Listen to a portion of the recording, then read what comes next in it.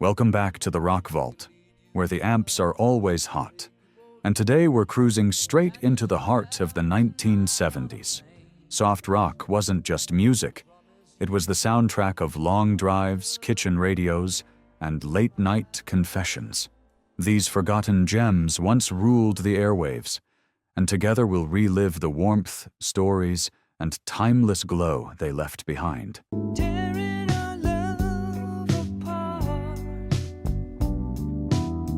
By the end of the decade, the Eagles had already carved their name into the granite of rock history. But tucked inside their final studio album of the 70s, The Long Run, was a track that didn't soar like Hotel California or storm the charts with the swagger of Life in the Fast Lane. I can't tell you why it was different. Intimate, unhurried, and achingly beautiful. Released in 1979, it carried the fingerprints of Timothy B. Schmidt, the band's newest member, whose silky vocals gave the song its tender heartbeat. Built on a slow, soulful groove, the track leaned more into soft rock than the country rock edge that had defined much of the Eagles' catalog. The electric piano cushions the melody. The bass line moves like a quiet pulse under the surface, and the guitar solos shimmer with restraint rather than flash. It wasn't a song about filling arenas.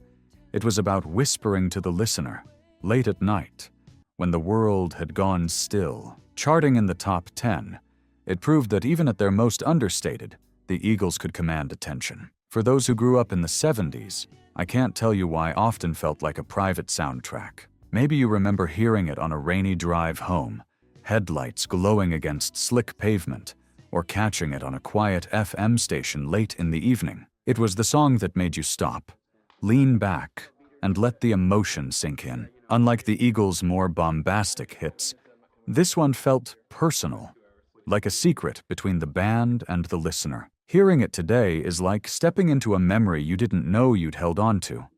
It's the sound of the Eagles at their most vulnerable, reminding us that even giants of rock had moments where simplicity spoke louder than spectacle. I can't tell you why might not dominate playlists the way their bigger hits still do, but for those who lived with it, the song remains a soft rock jewel that deserves to shine again.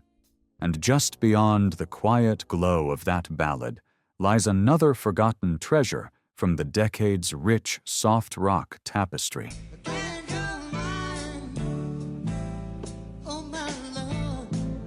If Summer Breeze was the gentle call of twilight, Diamond Girl was the sparkling follow-up that caught the afternoon sun. Released in 1973, it carried the same unmistakable Seals and Crofts softness, but with a brighter, more polished shimmer. The acoustic guitars dance with an easy rhythm, while electric flourishes add a glint of energy. The duo's harmonies float gracefully above it all, silky, smooth, and as effortless as the title suggests. Charting in the top 10, it showed that soft rock could feel both intimate and celebratory at once. What makes Diamond Girl so enduring is its ability to sound personal and universal at the same time. The lyrics offer admiration without overstatement, while the arrangement keeps everything airy and balanced.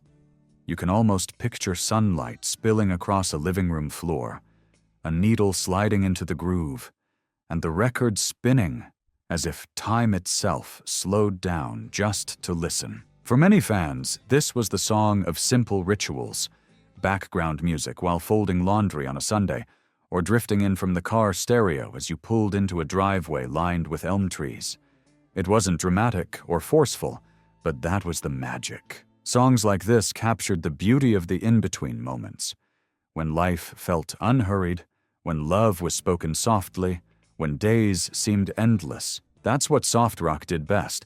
It didn't just score the big events, it colored the quieter corners of memory. Hearing Diamond Girl today feels like stepping back into that glowing space, when radios hummed with warmth, and every song felt like it belonged to you.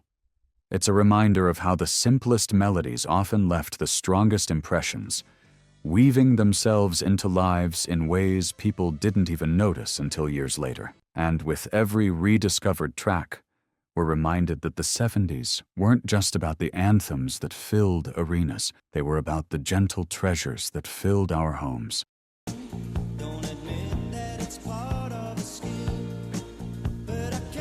Long before Paul Carrick's voice would echo through classics with Squeeze and Mike, plus the Mechanics, he fronted a little British band called Ace. In 1974, they delivered How Long?, a smooth and deceptively soulful soft rock anthem that crossed the Atlantic and settled into American radios like it had always belonged there, driven by Carrick's honeyed vocals and a groove anchored by understated bass and steady drums. The track combined pop accessibility with the warmth of R&B and the shimmering touch of 70s rock. It was a sleeper hit that climbed to the top 20 in the UK and the top 5 in the US, securing Ace's place in soft rock history even as the band itself faded into obscurity. What made the song stand out wasn't just its catchy chorus, but its subtle sophistication. The guitars move with an easy sway, the electric piano cushions every phrase, and Carrick delivers the vocal with that soulful ache that felt both confessional and universal. Listeners didn't just hear a band playing a tune, they heard a story unraveling in real time, with each lyric carrying the weight of suspicion and heartbreak. For fans of the mid-70s, How Long was everywhere. It was the kind of track that slipped into both late-night playlists and daytime drives, a song that seemed equally at home echoing in a dorm room or drifting across a smoky bar. For many, it carried that feeling of bittersweet realization, of catching something you didn't want to see, yet couldn't ignore, but the production kept it smooth, polished, and endlessly listenable, softening the sting with melody. Hearing How Long today is like stumbling on a forgotten photograph in an old shoebox, a reminder of when AM and FM radio could surprise you with something sleek yet heartfelt. It's a track that proved not every 70s classic came from the giants. Sometimes the smaller bands with just one perfect hit etched themselves just as deeply into our memories.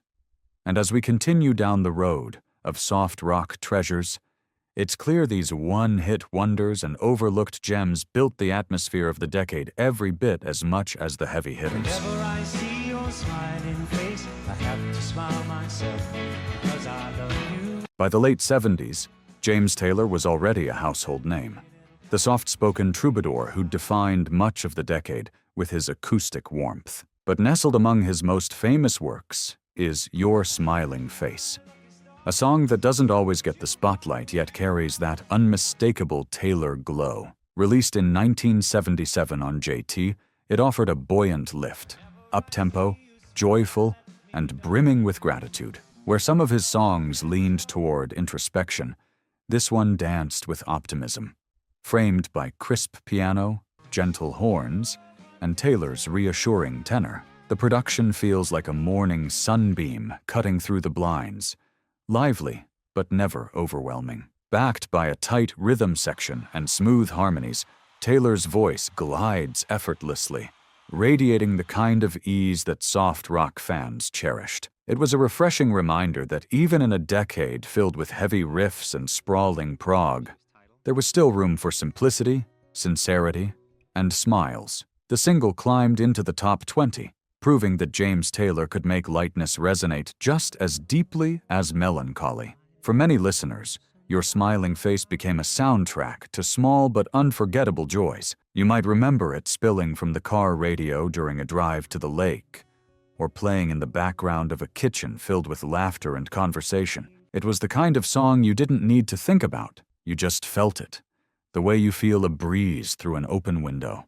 For a generation coming of age in the 70s, it carried a lightheartedness that stuck, even in memory. Hearing it now, you're reminded of why James Taylor earned his place in the soft rock pantheon. He had a way of making personal reflections universal. And Your Smiling Face distilled that gift into 3 minutes of pure, easy joy. It's one of those overlooked gems that shows how even Taylor's forgotten hits could still brighten a day. And just beyond that smile lies another soft rock treasure, waiting to be rediscovered. See the curtains hanging in the window in the evening on a Friday night. The early 70s gave us plenty of gentle anthems, but few shimmered with the same effortless glow as Summer Breeze. From the opening acoustic strum This track captured the ease of long evenings when the heat lingers and the day feels stretched thin. Layered harmonies float like warm air through an open window, while the electric sitar adds a subtle shimmer that sets the mood apart. Recorded in Los Angeles, the song quickly became the duo's signature, peaking in the top 10 and marking soft rock as a true cultural force. What made Summer Breeze endure wasn't just its sound, but its ability to transform the ordinary into something cinematic. Everyday moments, the screen door closing, a simple walk home, suddenly felt larger than life when paired with this soundtrack. Seals and Crofts painted domesticity with a kind of reverence, turning an evening ritual into a universal memory that listeners carried with them for decades. Ask anyone who lived through the summer of '72, and chances are this song played somewhere in the background. Maybe it was spinning on the family stereo while dinner cooked, or drifting from a neighbor's radio across the yard as the fireflies came out. It was music that didn't demand attention, yet wove itself into memory, a soft reminder that life's simplest rhythms often leave the deepest marks. Summer Breeze remains a time capsule, one of those songs that instantly pulls you back into a gentler season. Hearing it today feels like stepping into sunlight after a long day, familiar, comforting, and timeless. Closing that chapter, it's clear that soft rock didn't just soundtrack the '70s. It gave us a language for remembering life's quiet, fleeting moments. And with each forgotten gem we uncover, the decade grows more vivid, more alive. For you, the sun will be shining. Amid the storm of rumors, an album drenched in tension and turmoil, there was one quiet track that felt like a candle flickering in the dark. Songbird, sung and written by Christine McVie, stripped away the drama and spectacle for something profoundly simple, a piano, a tender vocal, and the kind of sincerity that felt like a personal prayer.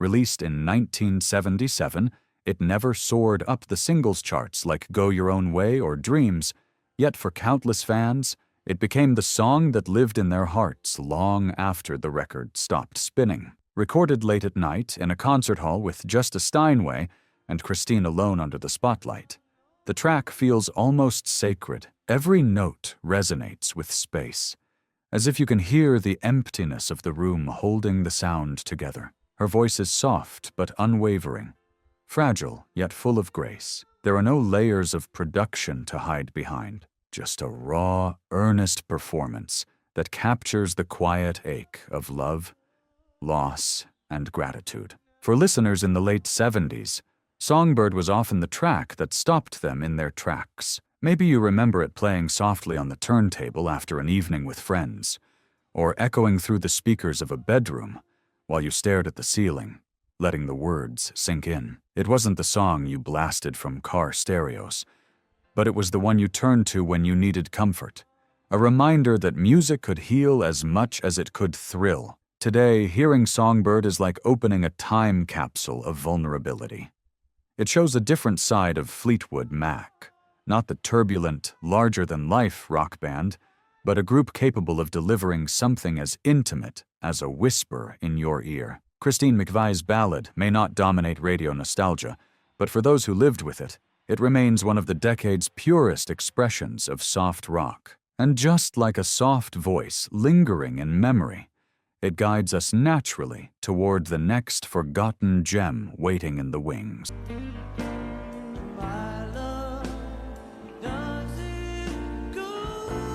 In the early '70s, Paul McCartney was carving out a new identity beyond the Beatles, and while Wings would later soar with stadium-sized anthems, My Love stood as one of his most tender, understated gems.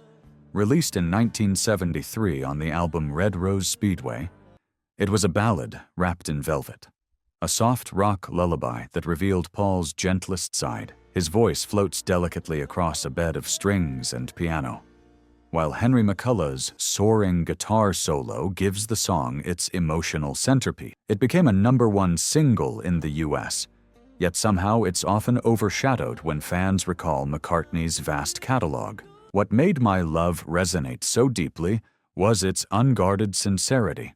Unlike the playful wit or experimental edge McCartney often leaned on, here he opened the curtain to something pure and simple, a declaration of devotion, uncluttered and direct. The orchestration swells just enough to carry the sentiment without ever overwhelming it. It's a perfect example of how the 70s soft rock sound could transform a personal confession into a shared memory. For many who first heard it in '73, My Love instantly became tied to moments of closeness, slow dances at weddings, a first kiss under streetlights, or evenings spent with nothing but a record player spinning in the corner. It wasn't dramatic, and it didn't need to be. It was a song that made the small things feel monumental, the everyday feel extraordinary. For baby boomers growing into adulthood, it was a reminder that love didn't always have to shout. Sometimes it just needed to breathe. Listening now, the song carries that same quiet magic. It's McCartney stripped of pretense, reaching for timelessness through melody rather than spectacle. My Love may not dominate classic rock playlists, but for those who lived with it, it remains one of the decade's most intimate treasures, a soft rock jewel glowing in the shadows of bigger hits. And as the warmth of McCartney's ballad fades, we turn toward another forgotten piece of the 70s soft rock mosaic, waiting to be heard once more.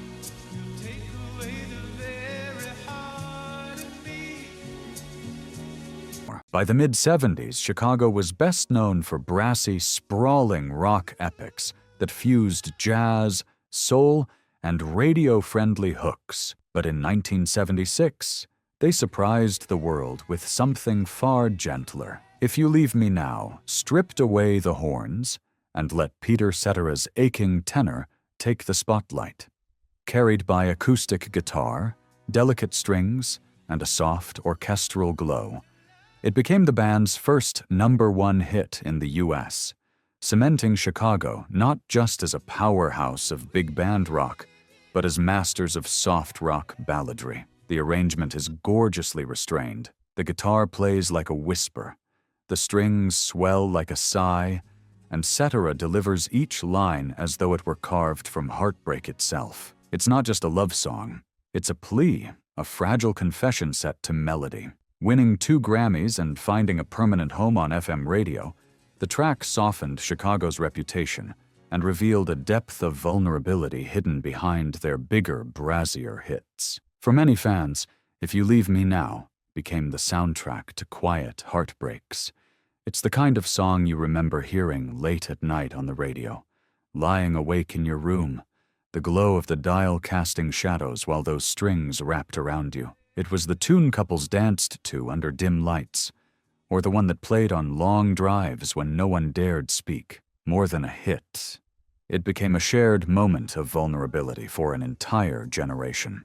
Hearing it today, it still carries that tender sting. It reminds us that even the biggest, boldest rock bands of the era had moments where they whispered instead of roared. If You Leave Me Now stands as one of Chicago's finest gifts to soft rock, a reminder of how powerfully quiet music can be. And just as softly as it enters, it leads us to the next memory from the decade, another song that shaped the tender side of rock's golden era. She can lead you to love, she can take you or leave. When people think of Billy Joel in the 70s, they often jump straight to the fire and swagger of Piano Man, or the thunderous impact of Only the Good Die Young.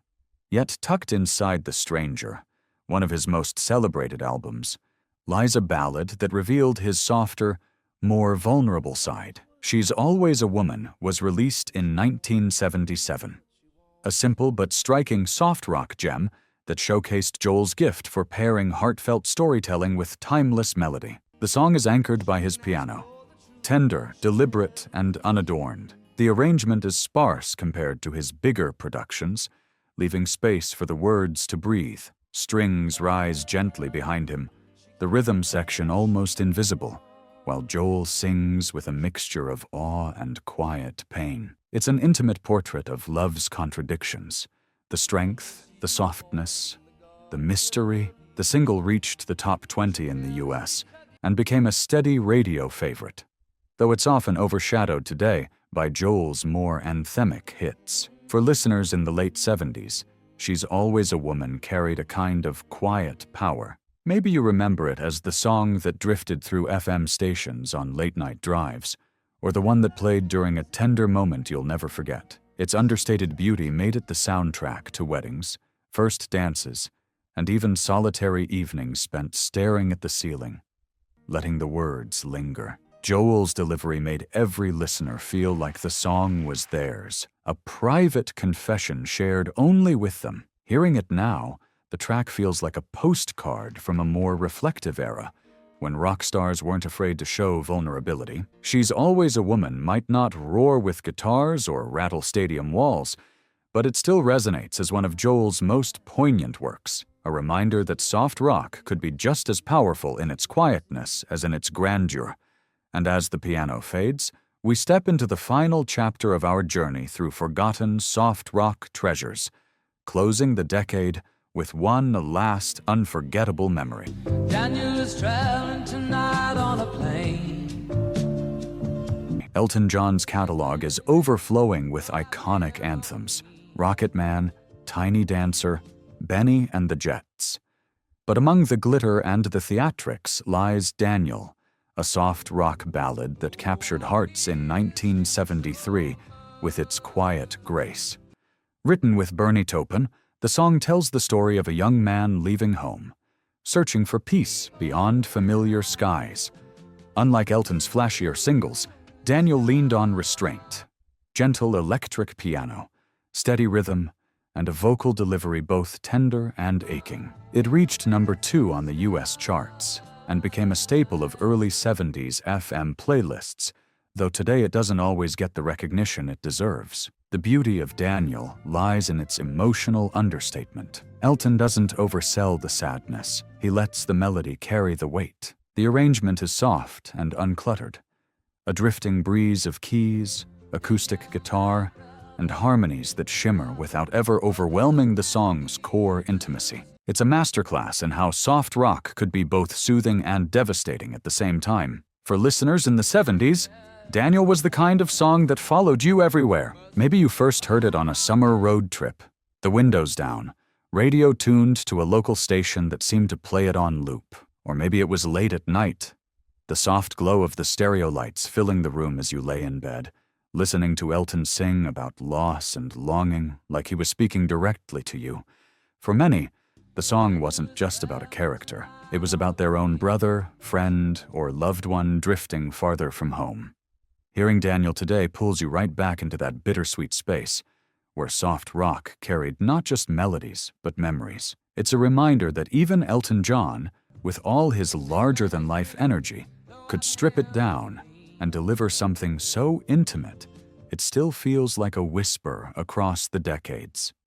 And with that, our journey through forgotten 70s soft rock closes, leaving us with 10 gems that deserve to live forever in the soundtrack of our lives. And there you have it, 10 forgotten soft rock treasures from the 1970s, each one carrying us back to long drives, quiet nights, and the warm glow of FM radio. These songs may not dominate playlists today, but their spirit still lingers, reminding us how deeply music shaped the rhythm of our lives. Which of these classics takes you back the most? Share your memories in the comments.